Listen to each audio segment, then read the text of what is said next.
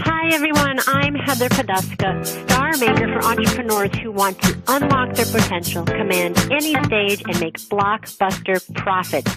Welcome to Thrive, the show where I bring you tips, resources, and people to help you create a brand that makes you happy and profitable. Here we go. Hi, everyone. I'm Heather Poduska, and welcome to this episode of Thrive with my special guests, Vanessa Gobes and Denise Costello, who are co-owners of the Chrysalis Meditation Center. Vanessa Gobes is a practitioner and an expert in mindfulness and meditation to help reduce stress and anxiety in kids and adults.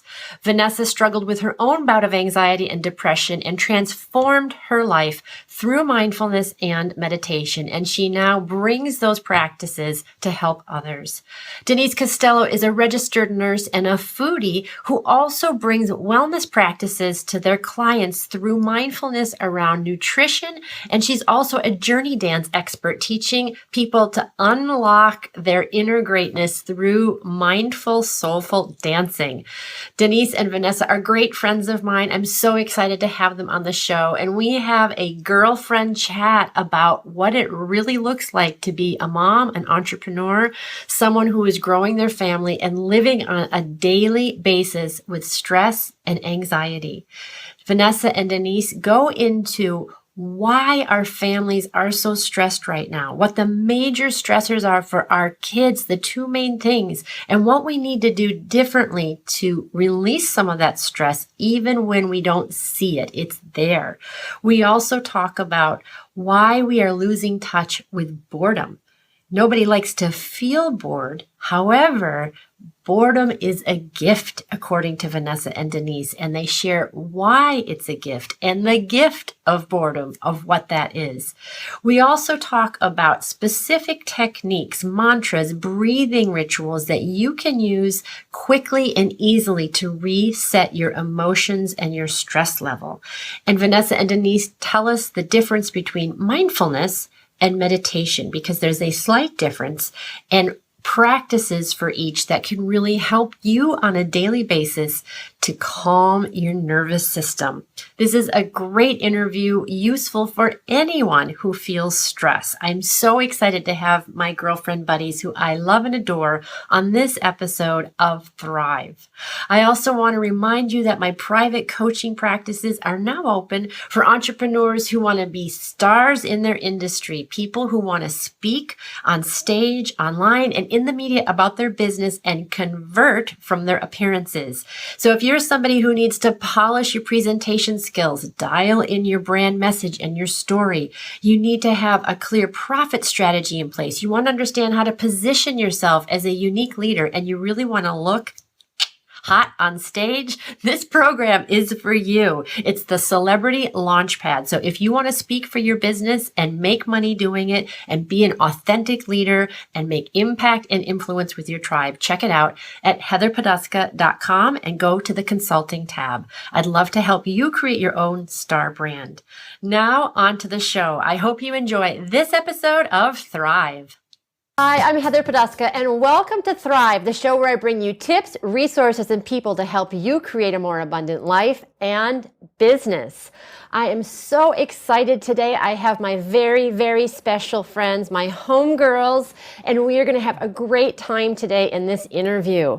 In 2015, Vanessa Gobes and Denise Costello combined their expertise in mindfulness and health to co-found Chrysalis, a meditation and wellness center that serves the families of Winchester, where they offer guided meditations and dozens of mind-body workshops and retreats designed to strengthen physical balance and spiritual connections in ways that outsmart stress and disease.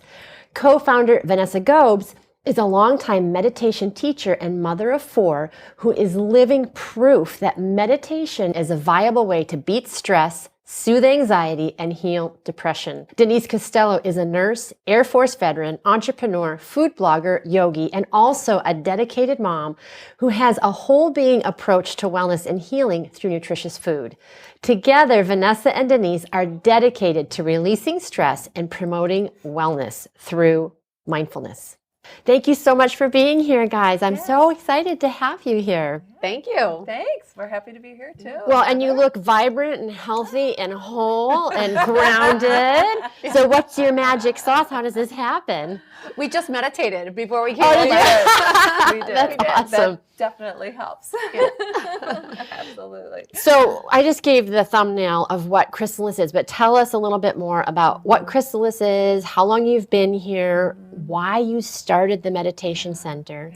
And it's a wellness center. It's not just meditation, right? Right. Well, you want to start with you? Sure. So I started as just a meditation teacher, informally working with kids in schools, and then started teaching some moms in the neighborhood. I had a crew of ladies who would come over once a week for about 2 years. And then finally, there was just a call to action via various events in town that were happening where people needed stress relief.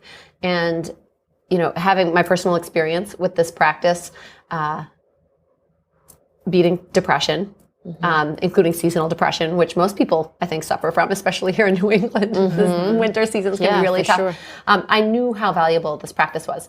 So I saw the signs and took the opportunity to jump into business, and was very fortunate to have my dear neighbor here, Denise, who was looking for the same opportunity. So.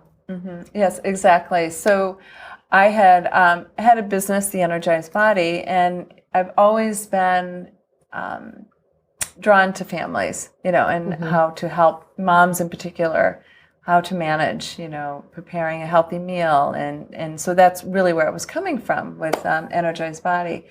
But as I could see, as my kids were growing, in high school, and I just saw the environment really that was going on with our kids and what they were dealing with, I felt like I wanted to do something more, and really felt a pull to really address the other side, the emotional aspect. And, when you hear this startling, awful statistic that 1 in 6 kids will think of a plan for suicide, and I was like, no more of this. We need to do something, to bring some form of help that was simple that we could do, in our community. And Vanessa had reached out, and we just looked at each other and was like, oh my gosh. Yeah, we were like, And there was like, we were like, oh my gosh, there's something here. Together, we've got to do this together. Let's bring our forces together. You're like, yay, sisterhood. And that's how it started. And it was a lot of faith, and, because we had never worked together. And we really didn't know each other very well. We didn't know each other that well either, but I think we just had this passion, and this goal that we really wanted to help and to do something proactive. It's divine chaos. Yes, exactly. Well, we're all moms and we all live in this community, and from the outside it looks very idyllic. And, and we're all dressed in our nice clothes right now, and it's all a pretty picture in the studio. But we live in a time where there is a lot of stress and pressure on our kids, even though it looks like on the outside that everything is, copacetic. So what do you find that's different now than maybe like 15, 20 years ago with kids and what they have to deal with? Well, there's quite a few things. I think the phone has made a big difference, because even though you can have a very together family, you go to church together, you eat around the table together, you have a fun Sunday afternoon, events that you do together as a family, and you can have all of that, but you really don't know what's going on in your child's life that's coming into them, that they're hearing and that they're getting bombarded with all the time. And I think that's the difficult thing. And I've experienced that with my own children. They had, just some tough things happen. And so I think that's one piece of it. Yeah, and I would definitely say the other piece is more than ever, we are overscheduling. Well, there's so much pressure. And I think when you live in a community where there are a lot of smart, ambitious people, there's that sense of you want your kids to keep up. I think part of that might be like when we were kids, I was outside playing in the dirt, in the mud, using my imagination. We didn't have phones, so we were really using that creativity muscle. And the phone is great, computers, television, they're all fun and great, but a lot of it's spoon-fed to you. Yeah. Your creativity is not challenged as much because you're being entertained so much of the time. Yeah, and not just through the phone. I mean, it's also through the chronic scheduling that we as parents. We're all guilty of it. We've all done it to our kids. I started one of my daughters in ballet when she was 2.9 years old. It's like somebody told me that she had great feet for dance, and I was like, oh, I've got to get her in ballet. Yeah. And I think that my poor first born daughter, I probably made a lot of mistakes with her, and she's probably suffering some anxiety because of it. But I think I learned with my subsequent children and definitely came way off the gas as far as scheduling goes. And I think that they're a lot happier for it, and they're a lot more relaxed for it. When they're moving from activity to activity to activity, there's no time for boredom. And when these kids get bored, sometimes they panic. I'm bored, I don't know what to do. And, we've experienced this with our children, right? So we have to teach them it's okay to be bored. And if you're panicking when you're bored, think about what else you're going to panic over. When big things happen, you can't even handle being bored. So boredom is a real gift, and I think that we're not giving it enough credit. And honestly, a lot of, we talk about reasons why people meditate or practice mindfulness. One of the top reasons that people will engage their meditation or mindfulness practice is because they're bored. So, well, I don't think everybody knows what it means to be mindful. So can you really break it down? Some people know what meditation is, but what's the difference between meditation and mindfulness, and what are some of the different practices that people can use? So I'll take this one. Yeah. So meditation is a formal practice. I usually say it has a beginning and an end. So you might sit down to meditate, or you might practice Tai Chi or yoga to meditate. You could even do a jogging meditation, so long as you jog, you are really aware of every single footstep that you're taking. And when your mind wanders off, you bring it right back to your footsteps. Is there a chocolating meditation? Because I'd be really mindful of that. Yes, mindful eating. There certainly is. I like that one. We need to add that to our course description. So that I would say that is the major difference, is that mindfulness is an informal practice. So that I can be mindfully aware as I'm sitting here with you just by really tuning in with my senses and feeling my full presence in the space with you. Sometimes we'll call it being in the room and really being in the room. And sometimes we can call it like compassionate awareness, intentional compassionate awareness. Yeah. And what are the benefits? So now I'm meditating, big deal. So what does it do for me? Oh, well, there's many physically and mentally, there's a lot of benefits. So physically, we talk about stress, right? That we're like, crazy. And in reaction to stress, our body puts out cortisol, and which is fine, for a short period of time. But if we are constantly like worrying or rushing and doing this and that, like in our busy world, and we have this chronic cortisol going, it really can wreak havoc on our bodies. It can, it raises your blood sugar level. It can raise your heart rate. It adds visceral fat, into your abdominal area. And I don't know about you, but I don't want that. I was like, come on. And it can really disrupt your sleep, as well. And that losing sleep and not being able to sleep well is really wreaks, again, havoc on your body. It can even make you eat and crave sugary carbohydrate stuff, because it when you have lack of sleep, you have this hormone called leptin, which tells your brain, you're full, it's time to stop. When you have lack of sleep or too much cortisol, it actually turns that off. So inflammation is another thing that'll turn that off. And we don't want that. So then you are just eating more things that you don't need. And it actually then will also turn on the ghrelin, is another hormone that just tells you to continue to eat, and it elevates that.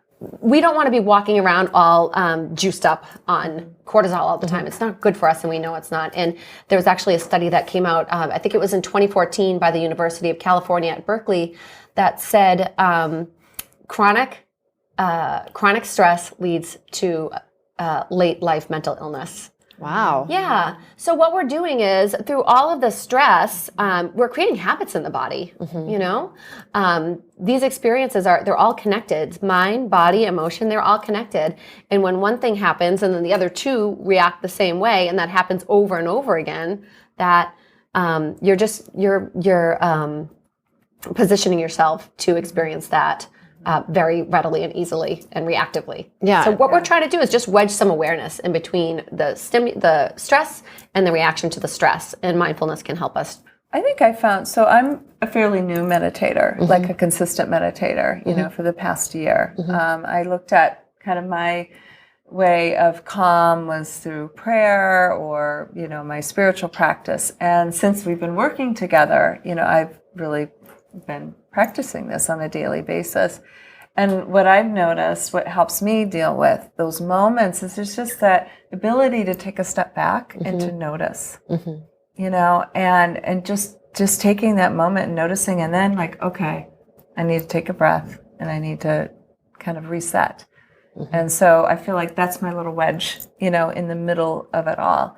And also just even being aware, just being more aware of maybe where other people are coming from. And so your reaction is different. You know, maybe you're choosing to react maybe in a different way because you've been able to kind of step back and have a different understanding and maybe looking at it differently. Yeah, and I was reading some things about meditation in the military because they have to make such important decisions so quickly, and having that little space, so you're not reacting, that you can be responding instead. It's huge. And one of the things that I like about meditating is the breath. I mean, because I'm a singer, so I'm always thinking about breath. But when I get anxious, you know, if I wake up in the middle of the night and my mind is racing, sometimes I can't shut my brain down. And even if I'm meditating, you know, being quiet, I'm like, it's like, no way, sister, that train is going through. But I can anchor my thoughts on the breath and just be present to the breath. And because I'm focused on that, I can't put my attention elsewhere. So that eventually calms me down. So sometimes it's not, for me, it's not just not thinking about something. I have to actually have something to hold on to. So what do you say to people who say, I can't do this. I'm like this. I'm frantic. I'm, you know, frenetic. I don't have the time. I can't meditate. What do you say to those people? So there are a gazillion ways to meditate. There's not just one. And that's something that we really work hard at introducing to people. And we always really want to make this practice practical. A practice should be practical, and it's got to meet people where they are. So if the idea of sitting down in one place and navel gazing for 20 minutes makes you want to rip your hair out, then don't do it. That's the first thing I think that we would say. Also, when you were talking about, and so many people experience this when you're falling asleep and your mind is racing and you want to shut it off, know that there really isn't a trick to shutting it off. You might not ever shut it off because the mind is moving all the time. That's what it does. It's a thinking machine. So rather than shut it off, maybe we can focus on turning it down. And we can do this a lot of different ways. Using a mantra is a great way. And that might be a longer conversation than we have today, but it's just using words as an anchor. And you're playing with the mantra's volume so that the mantra is louder than the thoughts in your head. So actually, when I wake up in the middle of the night and I'm noticing that the train is rumbling through, what I will do is notice my breath. And when you notice your breath and you listen to your breath, especially at night, you'll notice how very loud it is at night. Well, I know some people's breath is very loud at night. Exactly. Won't name names. Right? But it's a really great way. Yeah, you don't want to focus on your snoring spouse next to you, but maybe if you focus on your own breath and the rhythm of it. But the other thing that I would say is if there are thoughts that are chugging through and really want to be heard, there's a reason for it. So acknowledging the thoughts and labeling them and saying, hi, thoughts, I see you. I am thinking about X, Y, Z right now, almost as if you're the silent witness hovering above and observing, and say, I am going to pay attention to you, and I'll even write a journal entry about you tomorrow morning at 8 a.m. Oh, I promise. Like that. So you make a date with your thoughts, and then it gives them an opportunity, almost like they're little people. Say, I'll think about you later on. I just See you tomorrow. Yeah, I'll see you tomorrow. Let's make a date tomorrow. So I think that's really effective because they're there for a reason. Right. They want to be heard. Yeah. And that's okay. We're humans, and that's what we do. We think. So it's just a matter of how we interact with our thoughts. I love that. And because I had a little bit of a stressful time a couple months ago, and I was waking up in the middle of the night with a pit in my stomach. And that situation resolved. It's different now, and I'm like always feeling much calmer. But I still sometimes wake up with a pit, not wake up in the middle of the night, but wake up in the morning with that same feeling. And I know it's just residue from that. It's in my body. So what I started doing, instead of like trying to get rid of it, I just started like really focusing my attention there, saying, okay, what are you trying to tell me? What do you need? Yeah. And then it was like, okay, I'm not forgetting about you, but that's so cool. Let's go on. It's your little residue baby. Yeah. Either that or it's all the cortisol that's staying around. Whatever. Oh, that's so awesome. It's important, though. This is something else that I personally have been practicing lately because I've had my own residue baby in my heart space. And when I've been feeling stressed at work because we have a big event coming up and we're marketing and we're trying to fill seats. Yeah. And when you're trying to fill seats and you don't know what's on the other side of that and you're scrambling and working so hard and you have no idea what the outcome is going to be, it is very stressful.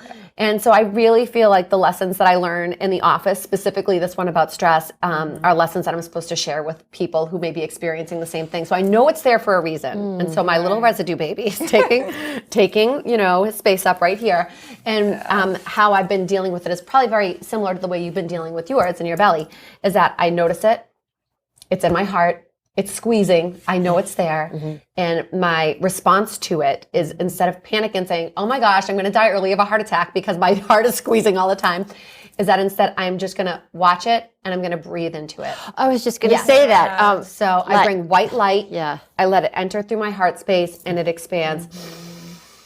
On the in-breath and on the out-breath, I breathe it out through my mouth. Yep. I let all the black, gooky stuff come out through my mouth that doesn't serve me.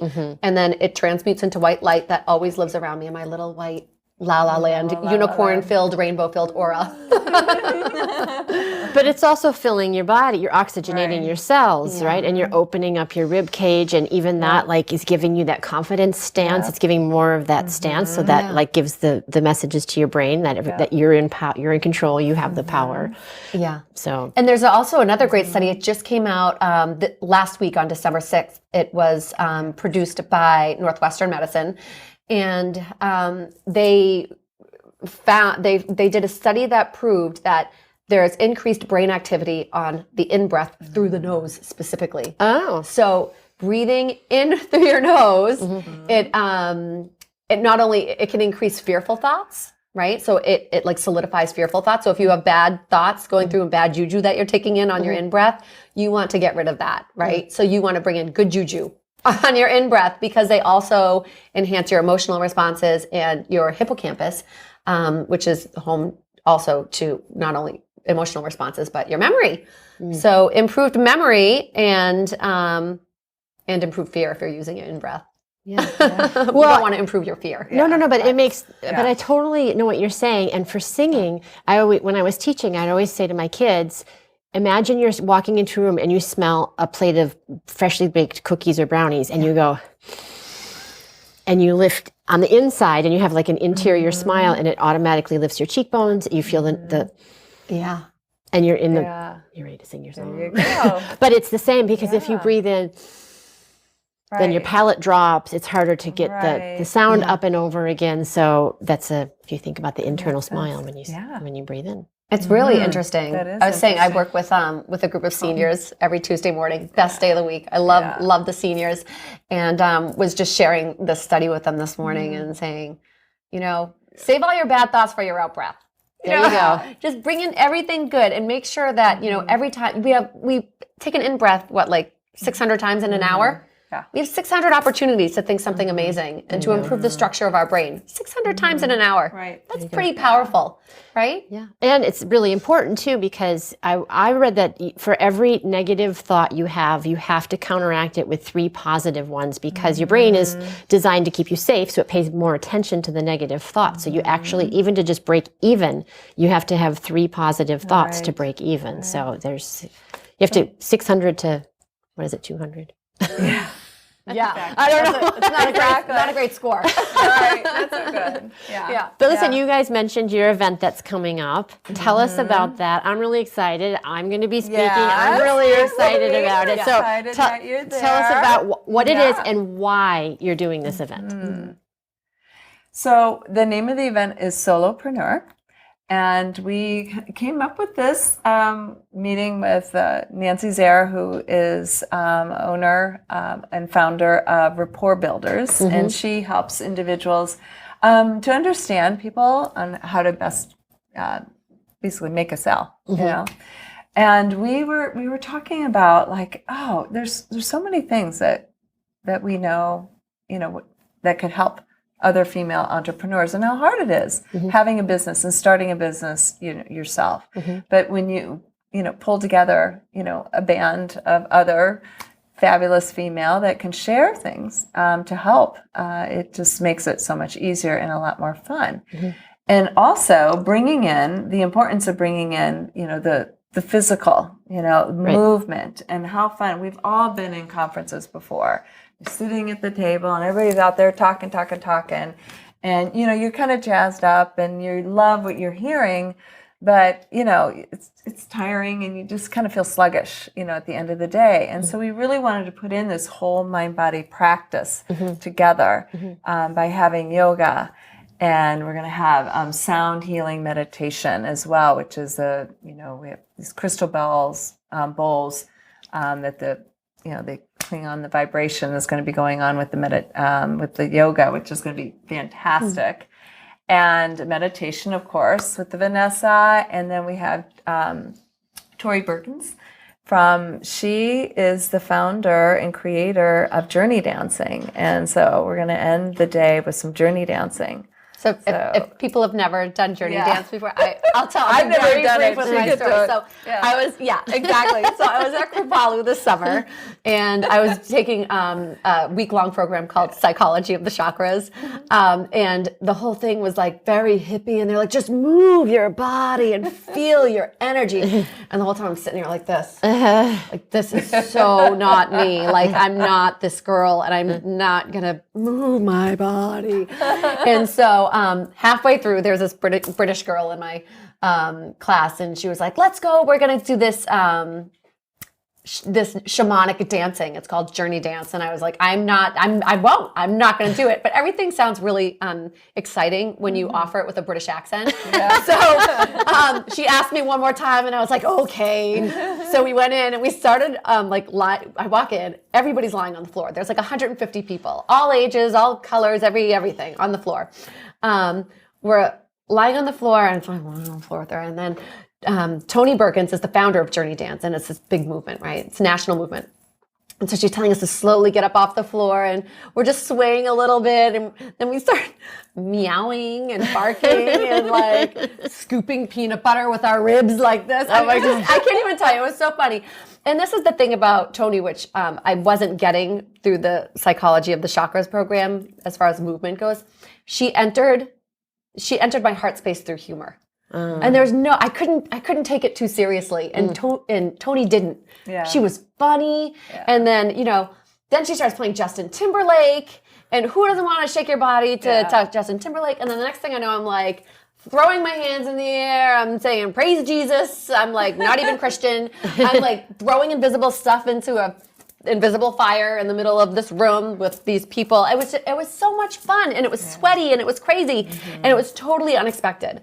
And so, we have this picture on our website of this it's like a crowd of people in a mosh pit, and there's this one lady. She looks like she could be our age, and she's getting thrown into the air. And she's like dirty and muddy, but she's got a big smile on her face, and she's getting thrown into the air. And I feel like for me, and I think we want people to leave at the end of Solopreneur feeling like a little dirtier, a little grittier, a little sweatier, a little more experienced, a little braver, and ready to do something fun, exciting, like just let loose and know, most importantly, that you're 100% supported by the hands outstretched below you. Exactly. So if somebody wants to get sweaty and dirty and gritty, and then they scoop the peanut butter with the Jersey dance. Where do they find out more about Solopreneur? And it's SOUL, right? SOUL. Yes. Solopreneur.net. And by the way, so if you don't want to get sweaty with Tony, you don't have to. Yeah. We have a non-sweaty workshop that's going on at the same time with another amazing woman, Diane Bischoff. So I'm just trying to imagine what the wardrobe. What are you going to wear? This is what I want to know. That was so fun. You can wear like colorful athleisure wear, so no heels. Leave those at home. Okay. So it'll be very comfortable, and you're just going to be like with just a great tribe of women. That's awesome. And our headline. Mentioned our headline. Yeah. Tell her about that. So Kate Northrup, we're super excited to have her headlining the event. She's such a talented person. She wrote Money, a Love Story. She's a Hay House author, New York Times bestselling author, and she travels around the country speaking. Her mom is Dr. Christiane Northrup. Wow. Who doesn't love her? Anybody who's given birth or has a vagina has got to love Dr. Christiane Northrup. She's done so much for women. But to have her daughter here with us and bringing that energy and enthusiasm is going to be really exciting. And we're just, we're very lucky. We feel very lucky, and to have you there. Oh, I'm thrilled. I'm thrilled to be a part of it. So I'm excited. And talk about, because I think a lot of entrepreneurs that are in the heart space sometimes are not as comfortable about the money piece. So to have Kate there, and I'm going to be talking about how to create a brand that makes you happy and honors your values, but also makes you money at the same time. So it's perfect. Yeah. And that's a message that, we really want to get out to the solopreneurs, the entrepreneurs, the fempreneurs, the mompreneurs, whatever title you adhere to yourself, is that it's important to take care of your mind and your body. Like you've got to put yourself first. And then once this is taken care of, then go ahead and ask for it. Like don't be afraid of, like you say, like own your brand, make the sale. Don't just leave the fear behind. It doesn't serve. Breathe out the fear in the black cookie smoke and breathe in. I am a powerful manifester. Yeah. Well, and my big thing is you don't serve anybody if they aren't working with you, right? You can't give the transformation or not as much a transformation if someone doesn't come into your circle in that way. So I'm all about that. Yeah, definitely. But so solopreneur.net, they can find out about that. Yeah. And just as like we are coming to an end, I want to see if there's something you can give the audience right now that they can take away from our chat, that they can turn off the interview and go, what is one thing that they can take with them right now to open up that heart space, to be more mindful, that they can use in their day for the rest of the day? Well, I would just think one thing that I do every morning is before the moment I open up my eyes, right? I just take a deep breath in and I think of 3 things that I'm grateful for. So it's, you're not even letting yourself, have a stressful day yet. You're putting in this positive thing about what you're grateful for and just thinking about, what I want to do for the day, maybe not even so much of that, it's very specifically, but just asking and just being aware that I'm going to be open, and then, that way you're in control. You've taken a deep breath, you're starting in a peaceful place. I don't know, that's what I do. I don't know. Yeah, I think just for like an easy tidbit to carry forth, the Dalai Lama says, world peace begins with inner peace. And if you can keep one thing in mind when this world is so crazy right now, it's so crazy, right? Right. Zombie apocalypse, it's coming. But, when the skies rain acid and, the mountains crumble into the sea, this is what we can say. I'm going to cry. Yeah. Peace begins with me. I love that. You just do that. You do it with little fingers and connect them like this. Peace begins with me. love it. And I then love this is that. And then you end up in your little ohm. It's an O An and an O. M. Have you ever noticed that? oh, for I don't know mom? if that's a thing, but I was noticing it's O and an M. Ohm. So cute, but it's mom. Oh, and Mom. Oh, yeah, I like that. What up, Mom? So peace begins with me. I love that. Absolutely. Well, I am so grateful that you guys came on. You really, I did a blog post, or no, it's a Facebook post a couple of months ago about being a love jihadist. And you guys are definitely love jihadists on the forefront. And I think that entrepreneurs, and especially heart-centered entrepreneurs, are the front line of bringing more peace into our world.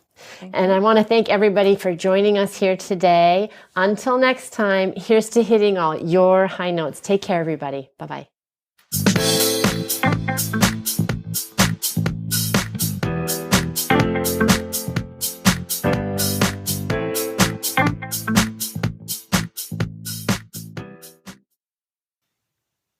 Hi, everyone. It's Heather again. I hope you enjoyed this episode of Thrive. Every week, we try to bring you people and information to help you change your life for the better, to grow your business, to expand your thinking, and to open your heart.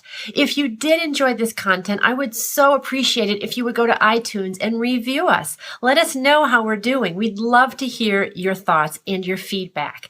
And if you found this information helpful or useful in any way, please share it on out. Let your friends and family know about Thrive.